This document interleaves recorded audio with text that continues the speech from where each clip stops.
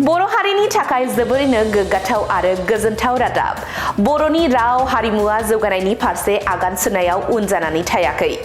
मुलुग दरबाराव बर'नि राव हारिमुखौ सिनायथि होनायाव सानफा एफा जाफुंसारनायखौ मोननो हादों। बेबादिनो थुनलाइ बिथिङावबो बर' हारिया उन जानानै थायाखै।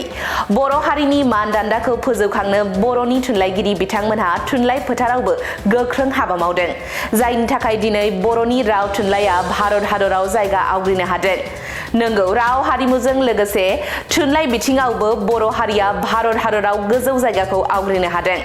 बर' हारिनि सासे गोख्रों थुनलाइगिरि आरो समाज सिबियारि डॉ.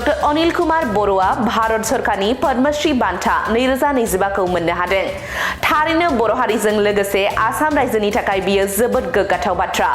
थुनलाइ आरो सोलोंथाइ फोथाराव गोख्रों हाबा मावनायनि थाखाय भारत सरकारनि पद्मश्री बान्था 2025 खौ डॉ. अनिल कुमार बर' बिथांनो होनाय जादों। मख'नो गोनांदि डॉ. अनिल कुमार बर' बिथाङा बाक्सा जिल्लानि खारिजा बिजनी सामथाइबारिनि थागिबि। गिबियाव डिमरिया फरायसालिमायाव इंराजि बिफाननि बिबुंगिरि महरै हाबा मावदोंमोन डॉ. अनिल कुमार बर' बिथाङा। बेनि उनाव 2000 मायथाइयाव गुवाहाटी मुलुगसोलोंसालिनि फकलर रिसार्च डिपार्टमेन्टआव फेकाल्टी महरै हाबा मावदोंमोन। आथिखालाव डॉ. अनिल कुमार बर' बिथाङा गुवाहाटी मुलुगसोलोंसालिनि फकलर रिसार्च डिपार्टमेन्टआवनो प्रफेसार महरै हाबा मावगासिनो दङ।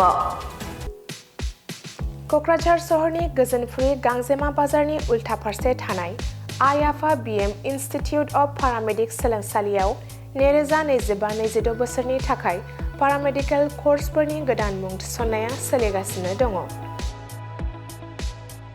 आइ आफा बिएम इनस्टिट्युट अफ पारामेडिक्सआ भारत सेवक समाजजों गनायथि जानाय आरो गुवाहाटीआव थानाय बान्था आवथायनो हानाय फसंथान एसिएडिक' एकाडेमिनि सिङाव सामलायजानाय गंसे गाहाम सोलोंसालि।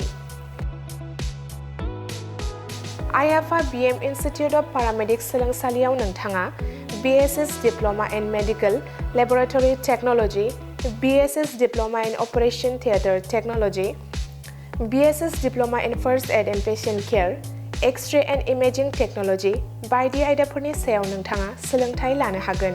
लोगोसे सोलोंथाइ जोबनायनि उनाव प्लेसमेन्टनि खाबुबो नोंथाङा मोननो हागोन। आइ आफा बिएम इनस्टिट्युट अफ पारामेडिक्स सोलोंसालियाव जायखिजाया स्ट्रिमजों 12 थाखो उथ्रिसार जानो हानाय फरायसुला फरायसुलिफोरा बे सोलोंथाइनि खाबुखौ लानो हागोन। थारैनो नोंथाङा जुदि सावस्रि फाहामथायनि सोलोंथाइ लानो गोसो जानानै दङब्ला अब्ला गोबाव खालामाजासे आइ आफा बिएम इनस्टिट्युट अफ पारामेडिक्स सोलोंसालियाव थाबैनो सुलाद लादो। सुलाद लानो एबा आबुङै मिथिनो थाखाय 9395899391 एबा 8135971844 मबाइल नाम्बाराव फोनांजाब खालामदो।